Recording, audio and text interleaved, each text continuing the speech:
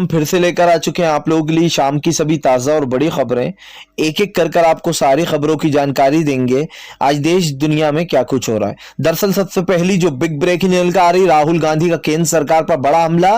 बोले आखिर इस काले कानून में ऐसा क्या है जो सरकार इसको वापस नहीं लेना चाह रही। कुछ पूंजीपतियों के लिए बनाया गया कानून है ये, इसके बारे में आपको विस्तार से बताएंगे। वहीं पर किसान नेता राकेश टिकैत का बड़ा ऐलान, सरकार की बक्कल उतर दी जाएगी। जी हाँ, दो लोग बाहर ही हैं, इन दोनों को भगाया जाएगा, मोदी और योगी को। इसके बारे में आपको विस्तार से बताएंगे। वहीं पर दोस्तों 7 को किसानों की महापंचायत में लिए जाएंगे बड़े फैसले। पूरे देश में महापंचायतें होंगी, बिगुल फूंक दिया गया 2022 में उत्तर प्रदेश में सफाया। इसके बारे में भी आपको विस्तार से बताएंगे। वहीं पर दोस्तों अगली बिग ब्रेकिंग में हम आपको बताएंगे, अखिलेश यादव भड़के। बोले फिलहाल कुछ लोग अपने आप को ज्यादा समझदार समझते हैं। जी हाँ, और दोस्तों आपको बता दे, अखिलेश यादव ने योगी पर निशाना साधते हुए कहा कि आजकल हर कोई ठोको नीति अपना रहा। जी हाँ, सांड का वीडियो जो शेयर किया, जिसके बारे में बताएंगे हम आपको आगे। वहीं पर दोस्तों अगली बिग ब्रेकिंग में हम आपको बताएंगे, प्रियंका गांधी का मोदी सरकार पर बड़ा हमला। बोले देश की अर्थव्यवस्था बिगड़ती जा रही है, लेकिन प्रधानमंत्री नरेंद्र मोदी देश को बचा नहीं रहे हैं। जी देश गरीबी में डूबता जा रहा है, इसके बारे में भी आपको विस्तार से बताएंगे। वहीं पर टीवी 9 के पत्रकार को लोगों ने दौड़ा कर भगाया। जी हाँ, आपको बता दें किसानों ने दौड़ा दिया टीवी 9 के पत्रकार को, इसके बारे में भी आपको विस्तार से बताएंगे। वहीं पर जयंत चौधरी ने बोला योगी पर बड़ा हमला। बोले फिलहाल हम पुष्प की वर्षा करना चाहते थे किसानों के ऊपर, लेकिन ये लोग पूरे दिन भर हमें घुमाते रहे। कुछ लोग जो कि सत्ता में बैठे हुए हैं वो दुरुपयोग कर रहे हैं जी संस्थाओं का, इसके बारे में भी आपको विस्तार से बताएंगे। वहीं पर अगली बिग ब्रेकिंग में हम आपको बताएंगे, बीजेपी के पूर्व विधायक राम इकबाल सिंह ने बोला मोदी सरकार पर बड़ा हमला। बोले देश की संपत्तियां बेची जा रही हैं। जी देश को खोखला किया जा रहा है, एक एक कर पूरे देश की संपत्तियां बेच दी गई हैं, इसके बारे में भी आपको विस्तार से बताएंगे। वहीं पर दोस्तों बीजेपी को पश्चिम बंगाल में बड़ा झटका लगा। शोभेंद्र रॉय ने मांगी ममता बनर्जी से माफी, हुए टीएमसी में शामिल। आपको बता दोस्तों बीजेपी के धड़ाधड़ विकेट गिरते चले जा रहा है, ऐसे में उपचुनाव सर पर आ गया है। इसके बारे में भी आपको बताएंगे कैसे बीजेपी का सुपड़ा साफ कर दिया ममता बनर्जी ने। वहीं पर दोस्तों अगली बिग ब्रेकिंग में हम आपको बताएंगे, आरएसएस पर भड़के जावेद अख्तर। बोले फिलहाल जो करना है करो। जी तालिबान वाली सोच वाला है ये आरएसएस और जो है बजरंग दल, इसके बारे में भी आपको विस्तार से बताएंगे। वहीं पर दोस्तों आपको बता दें, तालिबान में सरकार बनते ही लिए जाएंगे बड़े फैसले। कश्मीर को लेकर भी तालिबानियों ने दोस्तों आंखें दिखाना शुरू कर दिया भारत को, इसके बारे में भी आपको विस्तार से बताएंगे। तो सारी खबरें एक एक कर देंगे। फिलहाल खैर चलिए हम बढ़ते हैं सबसे पहली और सबसे बड़ी खबर की ओर। दरअसल दोस्तों आपको बता दें, राहुल गांधी का केंद्र सरकार पर बड़ा हमला। बोले प्रधानमंत्री नरेंद्र मोदी ये बताने को तैयार नहीं है कि इस बिल में ऐसा क्या है। दरअसल दोस्तों कल बीते दिन जो यहाँ पर प्रधानमंत्री नरेंद्र मोदी से किसानों ने सीधे कहा कि अगर तीनों कृषि कानून वापस नहीं हुए तो इस सरकार का अंजाम अच्छा नहीं होगा। जिसके बाद अब राहुल गांधी ने सरकार को घेरते हुए कहा है कि आखिरकार क्या अहंकार किसानों से बड़ा हो गया? क्या इस देश का प्रधानमंत्री जिसके कंधों पर पूरे देश की जिम्मेदारी है वो किसानों को धूप में मरता बिलखता सिसकता छोड़ रहा है? क्या यही इस देश के प्रधानमंत्री की सत्ता है? राहुल गांधी ने कहा कि सत्ता का दुरुपयोग कैसे किया जाता है ये नरेंद्र मोदी से अच्छा कोई और नहीं जान सकता। राहुल गांधी ने कहा कि किसान 1 साल से सड़कों पर बैठे हुए हैं, लगातार किसान शहीद होते रहे, लेकिन प्रधानमंत्री नरेंद्र मोदी ने किसानों का हाल चाल जाकर भी नहीं पूछा। अगर एक कुत्ता भी मर जाता है तो लोग ट्वीट कर देते, लेकिन यहां तो किसान मर रहे हैं एक के बाद एक जो है यहाँ पर, लेकिन उसके बाद भी सरकार किसानों के मुद्दे को उठा नहीं रही है। राहुल गांधी का कहना है कि किसान इस देश का सबसे मजबूत स्तंभ है। जी हाँ, और किसान को कोई भी हिला नहीं सकता। प्रधानमंत्री जी एक बात समझ ले कि फिलहाल किसान वहां से उठेगा नहीं जब तक कि उनकी बातें नहीं सुनी जाएंगी। राहुल गांधी ने कहा मैं जानता हूं किसानों की हिम्मत को, किसान वहां से तब तक नहीं उठेगा जब तक कि उसकी पूरी मांगे पूरी नहीं हो जाती। वहीं दूसरी तरफ दोस्तों आपको बता दें, राहुल गांधी कहना है कि किसानों के हम साथ थे, हमेशा साथ रहेंगे। हमारी सरकार ने हमेशा किसानों की मदद की। अगर हम सत्ता में आते हैं तो फिलहाल किसानों की पूरी तरीके से इस काले कानून को रद्द किया जाएगा। राहुल गांधी ने साफ कहा है दोस्तों कि वो जैसे ही सत्ता में आएंगे इस काले कानून का टाटा बाय बाय कर दिया जाएगा। फिलहाल चलिए हम बढ़ते हैं दोस्तों एक और अगली बिग ब्रेकिंग की तरफ। बता दोस्तों अगली जो बड़ी खबर निकल कर आ रही है आपको बता दोस्तों, महापंचायत में हो गया फैसला। हुजूम, लाखों किसानों का हुजूम देखकर दोस्तों भारतीय जनता पार्टी सन्नाटे में पहुंच गई है। दरअसल किसान नेता राकेश टिकैत का कहना है कि अगर अब भी सरकार नहीं समझती तो समझ लेना कि सरकार की बुद्धि भ्रष्ट हो चुकी है। राकेश टिकैत ने कहा है दो लोग बाहर से आ गए हैं उनको वापस से वहीं पर भगा दिया जाएगा जहां से वहां एक मठ से आया है तो दूसरा गुजरात से, जी इन दोनों को वहीं भगाया जाएगा। दिल्ली में इनकी कोई जगह नहीं है। वहीं दूसरी तरफ दोस्तों राकेश टिकैत ने कहा कि सरकार अब भी समझ जाए, अब भी सुधर जाए, समझ ले कि ये किसान के जन आंदोलन की आवाज है। आपको बता दें दोस्तों कल जो है महापंचायत में लगभग 7 से 8 लाख किसानों की रैली थी, और या फिर यूं भी कहा जा सकता है कि अनगिनत थे। ये तो एक दोस्तों एक वो लगाया जा रहा है अनुमान के 7 से 8 लाख होंगे, लेकिन ये किसान और भी ज्यादा तादाद में थे, क्योंकि जहां नजर आ जा रही थी दोस्तों वहां पर किसान ही किसान नजर आ रहे थे। और किसान की महापंचायत में दोस्तों रेला लगा हुआ था। इतनी ज्यादा भीड़ मैंने दोस्तों कहीं नहीं देखी आज तक।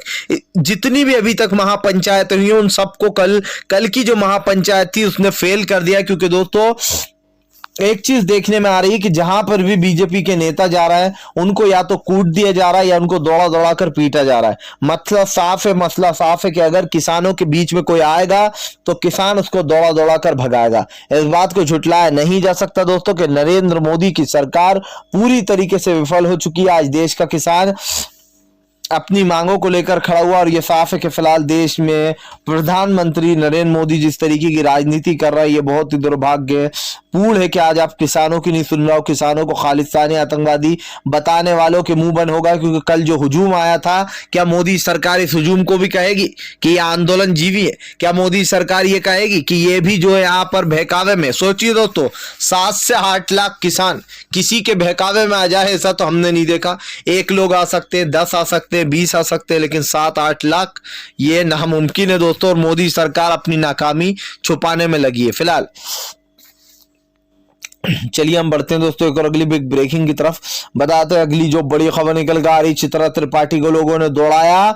तो दोस्तों आपको बता दें अजीत अंजुम भी भड़के। जी अजीत अंजुम ने भी बोला बड़ा हमला, बोले फिलहाल पत्रकारों की सही से जो है यहाँ पर जिन्होंने इलाज किया है वो है किसान। दरअसल दोस्तों ये पत्रकारों को लगता है कि किसानों के बारे में कुछ भी अनशन बोलेंगे और किसान इनको आराम से जो यहाँ पर रिपोर्टिंग करने देंगे। दरअसल चित्रा त्रिपाठी के साथ साथ दोस्तों कल एक 9 भारत के एक जो पत्रकार है वो झूठी रिपोर्टिंग कर रहा था। दरअसल ये गोदी मीडिया का चिंटू वहां खड़े होकर कह रहा था कि देखिए ये जो यहां पर किसान महापंचायत बुलाई गई है इसमें किसानों की तो कोई बात ही नहीं हो रही है, अभी तो सिर्फ सरकार के बारे में ही बात हो रही है कि सरकार को कैसे सबक सिखाया जाए। अब दोस्तों आप समझिए कैसे ये अर्णव गोस्वामी का पत्रकार वहां पर नफरत फैला रहा था और लोगों को यह समझाने की कोशिश कर रहा था कि बेसिकली ये महापंचायत नहीं है, ये जो है ये तो एक भाजपा के खिलाफ साजिश है और भाजपा के विरोध में ही जो है काम चल रहा है। जिसके बाद दोस्तों वहां खड़े किसानों ने इसकी बात सुन ली और इस टीवी 9 भारत के पत्रकार को जमकर दौड़ा दिया। उन्होंने कहा कि तुम झूठी रिपोर्टिंग कर रहा हो, जनता को झूठी रिपोर्ट बता रहा हो। ये पंचायत किस लिए बुलाई गई है? सरकार के खिलाफ। जाहिर सी बात है कि जब ये पंचायत सरकार के खिलाफ बुलाई गई है तो सरकार को उखाड़ने की बात होगी। और दोस्तों ये तो साफ है, किसानों ने पहले ही कह दिया है कि वो बीजेपी को सत्ता से हरा कर रहेंगे। और इसमें गलत क्या है? जो सरकार किसानों की नहीं सुनेगी, जो सरकार आम जनता की नहीं सुनेगी, हिंदू मुसलमान की राजनीति करवाएगी, उस सरकार को उखाड़कर ही फेंकना होगा। सिंपल सी बात है। इससे पहले और भी कई सरकार आई, कांग्रेस की सरकार आई, लोगों ने उसको हरा दिया जब उसने लोगों की नहीं सुनी। लेकिन ऐसी तानाशाही कांग्रेस ने भी कभी नहीं की जैसी मोदी सरकार कर रही है। सवाल ये है दोस्तों कि आज जिस तरीके से गोदी मीडिया के पत्रकार ये बताने में लगे हुए हैं कि देखिए हम कितनी अच्छी पत्रकारिता कर रहे हैं, जी हाँ, किसानों को गलत बताकर मोदी को सही ठहराकर कौन सा अवार्ड जीत लेंगे दोस्तों ये तो हमें पता नहीं, लेकिन मोदी अवार्ड जरूर मिलेगा इन लोगों को। और आप तो जानते ही कि अर्णव गोस्वामी के पत्रकार उसी की तरह दलाल है। जिस तरीके की वो दोस्तों रिपोर्टिंग करते हैं ये साफ हो जाता है कि फिलहाल ये साफ दिखाई दे रहा है आज जिस तरीके से लोगों को टारगेट किया जा रहा है दोस्तों, किसानों को गलत बताया जा रहा है। किसानों ने इसको दौड़ा दिया और कहा कि तुम जैसे पत्रकार इसी तरीके की पत्रकारिता करते हैं। और दोस्तों इनको ही नहीं, कल आज तक की चित्रा त्रिपाठी को भी किसानों ने दौड़ा दिया और चित्रा त्रिपाठी गोदी मीडिया मुर्दाबाद के नारे लगे, चित्रा त्रिपाठी अपने पैर संभाल कर भाग निकली। उनकी गाड़ी पर भी लिख दिया था लोगों ने, आज तक की गाड़ी पर, कि आज तक चोर है, आज तक दलाल है मोदी का। जी हाँ, फिलहाल खैर चलिए हम बढ़ते हैं दोस्तों एक और अगली बिग ब्रेकिंग की तरफ। बता दोस्तों अगली जो बड़ी खबर निकल कर आ रही, बीजेपी के पूर्व विधायक का बीजेपी पर बड़ा हमला। राम इकबाल सिंह बोले फिलहाल बीजेपी ने पूरा देश बेच दिया। जी दरअसल दोस्तों बीजेपी के पूर्व विधायक राम इकबाल सिंह ने मोदी सरकार को ही घेर लिया। राम इकबाल सिंह का कहना है कि मोदी सरकार ने धीरे धीरे कर कुछ पूंजीपतियों को यह देश सौंप दिया, और जिस तरीके से देश में गरीबी लाचारी बढ़ती जा रही है, इसके लिए प्रधानमंत्री को चाहिए पैसा और अब वो देश का सौदा करने वाले हैं। आपको बताया दोस्तों इस वक्त जो यहाँ पर सीधी सीधी बात निकल कर सामने आ रही है कि प्रधानमंत्री नरेंद्र मोदी दोस्तों जब तक सत्ता से जाएंगे तब तक देश की एक एक चीज बिक चुकी होगी। इस बात को दोस्तों झुटलाया नहीं जा सकता कि देश का प्रधानमंत्री देश का सौदा करने में लग गया है। ये बात साफ है दोस्तों। राम इकबाल सिंह ने जो बात बोली है कि फिलहाल जिस तरीके से भारतीय जनता पार्टी देश को बेचने का काम कर रही है और कुछ पूंजीपति मित्रों के साथ, सोचिए दोस्तों देश का तो सिर्फ एक बहाना लिया जा रहा है। बेसिकली ये देश कुछ पूंजीपतियों के हाथ में सौंप रहा है जिनका नाम है अडानी और अंबानी। कुछ 4-5 पूंजीपति हैं जिनके हाथ में मोदी जी ये सारा कार्यकाल देना चाहते हैं। जिस तरीके की राजनीति चल रही है वो दिखाई दे रही है देश की जनता को। अगर आप अब भी ये कहते हो कि भाई सब कुछ चंगा सी, तो आप समझ लीजिए दोस्तों क्या चंगा सी और क्या नंगा सी, क्योंकि अभी जो राजनीति चल रही है वो आपके और हमारे सामने। इस बात को झुटलाया नहीं जा सकता है कि फिलहाल जिस तरीके की बीजेपी राजनीति कर रही है, राजनीति आपको और हमें साफ दिखाई दे रही है। भारतीय जनता पार्टी ये कोशिश करती रहे, ये बताने की कोशिश करती रहे कि क्या चल रहा है, लेकिन दोस्तों इस बात को झुटलाया नहीं जा सकता कि बीजेपी की सरकार लगातार इस तरीके की चीजें कर रही जिसको लेकर देश की जनता में दोस्तों गुस्सा बरकरार है। फिलहाल खैर चलिए हम बढ़ते हैं दोस्तों एक और अगली बिग ब्रेकिंग की तरफ। बता दोस्तों अगली जो बड़ी खबर निकल कर आ रही, जयंत चौधरी भड़के बोले फिलहाल सीएम योगी के कहने पर हो रहा दुरुपयोग। दरअसल दोस्तों कल जो है यहाँ पर किसानों की महापंचायत थी और जयंत चौधरी आरएलडी के जयंत चौधरी ने कहा सोचा था कि वो हेलीकॉप्टर से किसानों के ऊपर पुष्प की वर्षा करेंगे, जिसके बाद दोस्तों जयंत चौधरी ने अपना पूरा प्लान बनाया था और किसानों के ऊपर पुष्प की वर्षा करने का भी मन बना लिया था। लेकिन दोस्तों आपको बता दें जैसे ही जयंत चौधरी ने किसानों के ऊपर पुष्प की वर्षा करने के बारे में सोचा, इतने में सीएम योगी की पुलिस ने दोस्तों उनको पुष्प की वर्षा करने से इनकार कर दिया और हेलीकॉप्टर उनका चॉपर वहीं पर खड़ा रहेगा। जिसके बाद जयंत चौधरी भड़के बोले फिलहाल जितना भी प्रशासन है ये सब कुछ बीजेपी के लिए काम कर रहा है। जयंत चौधरी ने कहा कि आप लोगों को बीजेपी के लिए नहीं चुना गया, आप पूरे देश के लिए काम करते हैं। जी हाँ, तो जिस तरीके से आप बड़े बड़े अफसर बैठकर बीजेपी के लिए काम कर रहे हैं ये बहुत ही दुर्भाग्यपूर्ण है। जयंत चौधरी ने कहा कि आज नहीं तो कल बीजेपी चले जाएगी और उसके बाद क्या होगा। जी आप लोगों की जिम्मेदारी है कि आप पूरे देश के बारे में सोचें, ना कि सरकार के बारे में कि सरकार क्या सोचेगी क्या चाहती है। दोस्तों जयंत चौधरी का यह बयान सोशल मीडिया पर वायरल हो रहा है क्योंकि जयंत चौधरी किसानों के ऊपर पुष्प की वर्षा करना चाहते थे। बेसिकली बात ये है। फिलहाल खैर चलिए हम बढ़ते हैं दोस्तों एक और अगली बिग ब्रेकिंग की तरफ। बता दोस्तों अगली जो बड़ी खबर निकल कर आ रही है, आपको बता दोस्तों ममता बनर्जी से मांगी दोस्तों माफी। जी हां, दरअसल दोस्तों बीजेपी का एक और विकेट गिर चुका है और बीजेपी के विधायक ने ममता बनर्जी से दोस्तों गिड़गिड़ाते हुए माफी तक मांग ली।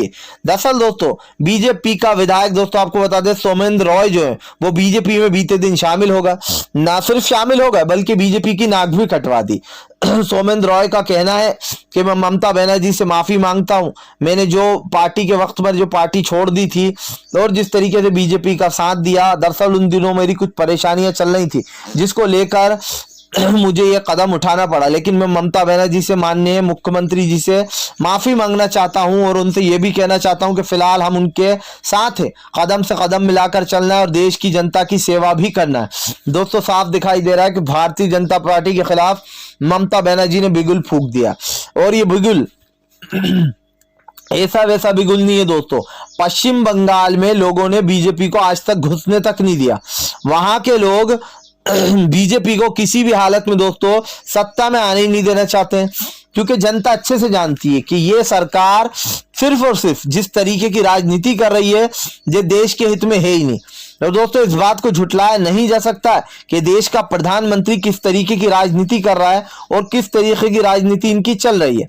अगर आप ये कहते हो कि सरकार सारे काम अच्छे कर रही है, तो दोस्तों ऐसा तो हो नहीं सकता है कि सरकार सारे काम अच्छे कर रही है, क्योंकि आज जो देश की जनता जिस माहौल से दोस्तों गुजर रही है वो आपके और हमारे सामने है फिलहाल।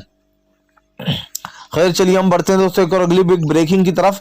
बता दोस्तों अगली जो बड़ी खबर निकल कर आ रही है, आपको बता दें आज अभिषेक बनर्जी से ईडी की पूछताछ, ममता बनर्जी भड़की, बोले फिलहाल बदले की कार्रवाई। जी हाँ, दरअसल दोस्तों आज ममता बनर्जी के भांजे अभिषेक बनर्जी की ईडी पूछताछ करने वाली फिर से। और ऐसे में दोस्तों आपको बता दें ये मामला जो है यहाँ पर घोटाले को लेकर हुआ था कि वो रिश्वत लेते हुए पकड़े गए थे कई लोग। ये वही घोटाला है दोस्तों मनी लॉन्ड्रिंग का। उसके बाद दोस्तों आपको बता दें अब कई मामला ये जो है बढ़ता चला जा रहा है, जिसको लेकर ममता बनर्जी ने कहा है कि फिलहाल बीजेपी अपने लोगों को बचाती है और दूसरों को मुसीबत में डालने का काम करती है फिलहाल। चलिए हम बढ़ते हैं दोस्तों एक और अगली बिग ब्रेकिंग की तरफ। बता दोस्तों अगली जो बड़ी खबर निकल कर आ रही है, आपको बता दें फिलहाल 2022 में कर देंगे सरकार का सफाया, सरकार समझ ले। जी हाँ, दरअसल दोस्तों आपको बता दें गुरुनाम चढ़ूनी, किसान नेता राकेश टिकैत और दोस्तों आपको बता दें योगेंद्र यादव ने बड़ा ऐलान कर दिया कि अगर अब भी जन आंदोलन की आवाज नहीं सुनी गई तो सरकार के बुरे हाल हो जाएंगे। जी हाँ, सरकार को देश में कहीं भी जगह नहीं मिलेगी। दरअसल दोस्तों आपको बता दें बीजेपी लगातार घिरती चली जा रही है। देश के मुद्दों को लेकर लोग बीजेपी को घेरने में लगे हुए। इधर दूसरी तरफ भारतीय जनता पार्टी को दोस्तों पूरी तरीके से बड़ा झटका लग गया है। लोगों ने ऐलान कर दिया कि अगर बीजेपी ने इसी तरीके की राजनीति करी तो फिलहाल बहुत जल्दी सत्ता से इनका सफाया हो जाएगा। दोस्तों अब सिर्फ बीजेपी, ऐसा नहीं है कि बीजेपी को जो है यहाँ पर सिर्फ विपक्षी घेर रहा है, अब तो इनकी पार्टी के लोगों ने कहना शुरू कर दिया कि भाई किसानों की सुन लो वरना बहुत देर हो जाएगी। आपको बता दें दोस्तों कई लोगों ने, चाहे वो राहुल गांधी जो है यहाँ पर दोस्तों गांधी परिवार हो, या फिर दोस्तों आपको बता दें जिस तरीके से विपक्ष लगातार सवाल उठा रहा है, खुद जो है यहाँ पर रक्षा मंत्री ने कई बार दो किसानों के लिए आवाज उठाई है। अब सवाल ये है कि बीजेपी के लोग अपने आप को सही साबित करने में लगे, लेकिन इन्हें खुद को भी पता है कि बीजेपी अगर किसानों की बात नहीं सुनेगी तो इस सरकार का अंत होना तय है। दोस्तों इस बात को झुटलाया नहीं जा सकता है कि देश का प्रधानमंत्री पूरी तरीके से दोस्तों बौखला चुका है। बौखलाहट भी इस तरीके की कि हमारे देश के प्रधानमंत्री ये बताना चाह रहा है कि जो भी हो रहा है भैया सब कुछ सही हो रहा है। अब आप समझिए दोस्तों किस तरीके की राजनीति की जा रही है और ये राजनीति कहां तक चलने वाली है, क्योंकि इस वक्त जो देश में आवाजें उठ रही हैं दोस्तों वो साफ बता रही हैं कि इस देश के प्रधानमंत्री को सत्ता छोड़कर जाना ही होगा। 2024 डेडलाइन है फिलहाल। खैर चलिए हम बढ़ते हैं दोस्तों एक और अगली बिग ब्रेकिंग की तरफ। बता दोस्तों अगली जो बड़ी खबर निकल कर आ रही है, प्रियंका गांधी का योगी सरकार पर बड़ा हमला, बोले उत्तर प्रदेश की जनता के साथ धोखा हुआ। जी हाँ, शिक्षकों को नौकरियां नहीं, महिलाओं को दोस्तों काम के लिए जो है यहाँ पर गैस नहीं। आज जिस तरीके से आम जनता परेशान है, लगातार दोस्तों बुखार का कहर उत्तर प्रदेश में टूटता चला जा रहा है। रहस्यमयी बुखार का राज अब तक नहीं खुल पाया, इसको लेकर भी प्रियंका गांधी ने योगी सरकार को घेर लिया। प्रियंका गांधी का कहना है देश की जनता सवाल पूछ रही है। जी हाँ, सवालों के जवाब दे योगी सरकार, और अगर नहीं है तो फिर चुपचाप रहे। दरअसल दोस्तों आपको बता दें इन दिनों जो यहाँ पर भारतीय जनता पार्टी लगातार घिरती चली जा रही है। न सिर्फ सवालों के घेरे में बल्कि लोग बीजेपी से सवाल पूछने में लग गए कि फिलहाल चल क्या रहा है। जिस तरीके की राजनीति हो रही है लोग बीजेपी से ये सवाल पूछ रहे हैं कि फिलहाल बता दे बीजेपी की ये सब कुछ चल क्या रहा है फिलहाल। चलिए हम बढ़ते हैं दोस्तों एक और अगली बिग ब्रेकिंग की तरफ। बता दोस्तों अगली जो बड़ी खबर निकल कर आ रही, तालिबान की दोस्तों भारत को खुली चेतावनी एक तरीके से, बोले कश्मीर के मुद्दे पर बात होगी। जी हाँ, कश्मीर में जो हमारे लोग रहते हैं उनके बारे में बात होगी। और दोस्तों आपको बता दें अब कश्मीर के मुद्दे को लेकर कहीं ना कहीं तालिबान भी आगे आ गया। पहले तो पाकिस्तान ही लड़ रहा था, अब लग रहा है तालिबान भी दोस्तों आगे आता हुआ दिखाई दे रहा है। ना सिर्फ तालिबान दोस्तों बल्कि अब ये मुद्दा बढ़ता हुआ नजर आ रहा है। आप समझिए दोस्तों ये जो सारी बातें निकल कर आ रही हैं, जो भी चीजें निकल कर सामने आ रही हैं, इससे एक चीज साफ हो जाती है कि इस वक्त जो राजनीति चल रही है वो राजनीति दोस्तों खतरनाक साबित होने वाली है। क्योंकि चीन, पाकिस्तान और तालिबान ये समझकर चलिए दोस्तों कि दुश्मन का दुश्मन दोस्त होता है। अगर ये तीनों मिल गए दोस्तों तो हमारे भारत के लिए गलत गलत चीजें सोचेंगे। इससे पहले सरकार को इनका इलाज सोचकर रख लेना चाहिए। विपक्ष ने भी सरकार को सलाह दी है कि फिलहाल तालिबान पर पूरा भरोसा करना सही नहीं है। जी हाँ दोस्तों, क्योंकि तालिबान कब रुख बदल देगा ये कोई जान नहीं पाएगा। और दोस्तों इस पर ध्यान देने की भी जरूरत है क्योंकि मामला हमारी सिक्योरिटी का है। फिलहाल अगर वीडियो पसंद आए तो इसको लाइक कीजिए, चैनल पर पहली बार आए तो सब्सक्राइब करने के साथ साथ पास में एक घंटी आएगी, इसको जरूर दबाइए ताकि हमारे हर वीडियो की अपडेट आपको मिल पाए।